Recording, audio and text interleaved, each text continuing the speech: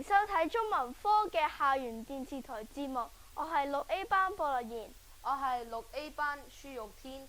係啦，播樂妍，我最近睇咗一本書叫《哭竹新筍》，你有冇睇過？梗係有啦，呢個係24校入面其中一個故事嚟㗎喎。好耐以前有個少年叫萬中，佢好貧窮，爸爸一早就去世了，媽媽堅持送佢去讀書。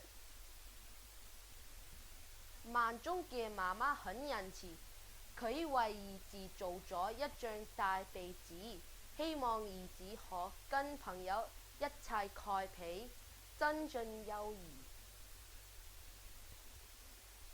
有一次，同學唔小心整親，淨係可以喺床度休息。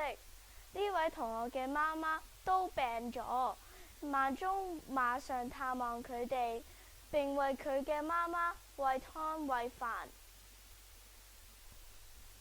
長大後，萬中做咗小官，但係佢唔開心。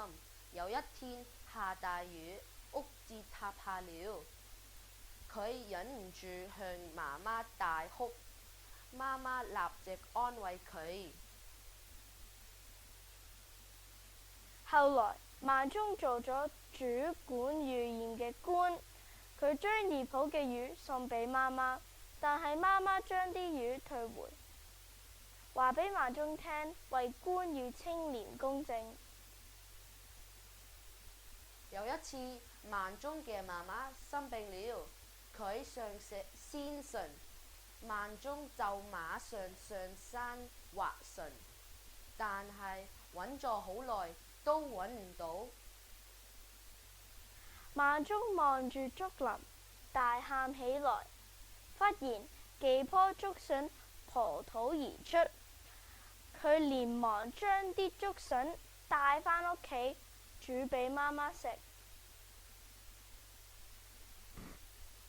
之後，萬中喺蘇州做園吏，突然接到媽媽去世嘅消息，佢立即騎馬返屋企。萬中為咗悼念媽媽，就放棄咗官職，佢起咗一間草屋，決心3年都要守喺屋企入面。